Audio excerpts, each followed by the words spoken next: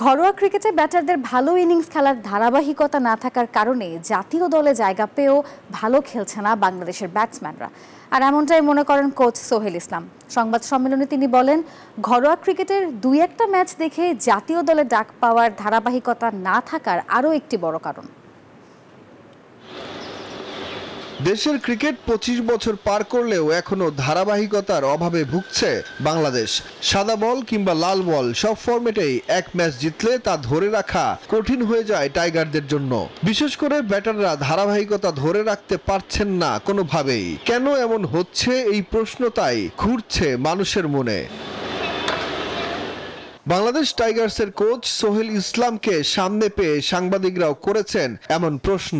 উত্তরে সোহেল বলেন, ঘরোয়া ক্রিকেটে ব্যাটাররা ধারাবাহিক নয়, তার প্রভাব পড়ে জাতীয় দলেও। ডোমেস্টিকেও ধারাবাহিকতাটা কম। আমাদের যখন এই ধারাবাহিকতা ডোমেস্টিকেও বাড়বে এবং চ্যালেঞ্জগুলো যদি কম্পিটিশনটা যদি ডোমেস্টিকেও বাড়ে, তখন দেখবেন যে ইন্টারন্যাশনালিও তারা এখানেও বড় রান করা, ব্যাক টু ব্যাক রান করা, এগুলো কিন্তু অভ্যাসের ব্যাপার। এটা এমন না যে এক টেস্টে আমি ২টা ১০০ মারছি বলে পরের ইনিংসে আমি রান করতে পারবো না। বান্ডেল থাকলে প্রতি সেনমানিতে টাকা বাঁচবে।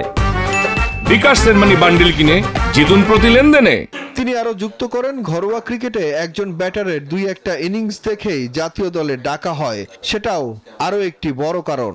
একটা ছেলে যখন ডোমেস্টিক খেলে যখন ন্যাশনাল টিমে চান্স পেতে চায়, তার আসলে অ্যাভারেজ ভালো লাগে। হ্যাঁ, ধারাবাহিকভাবে তাকে পারফর্ম করতে হয়। তো আমাদের দেশে এখনো পর্যন্ত ওই প্লেয়ার আমরা আসলে ১টা-২টা ম্যাচ দেখেই আসলে চিন্তা করি ছেলেদেরকে সাকসেস।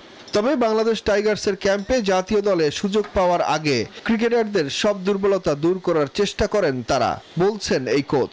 আমরা ওইখান থেকে বের হওয়ার চেষ্টা করছি, আমরা তাদেরকে ওইভাবেই আসলে ট্রেন করার চিন্তা করছি বা তাদের চিন্তা ভাবনাটা চেঞ্জ করার চেষ্টা করছি যে আসলে রান যেটা হয়ে গেছে হয়েই গেছে। অ্যাকচুয়ালি তুমি আসলে তার পরের দিন তুমি আসলে কিভাবে খেলবা এবং ওইটা ভুলে যেয়ে কিভাবে তুমি আসলে ফার্স্ট দিন যে আসলে যে ফোকাস, যে ডিটারমিনেশন বলেন বা কমিটমেন্ট নিয়ে তুমি ব্যাটিং করছো, ওইটাও যেন এই ধারাবাহিকতাটা আসলে থাকতে হবে।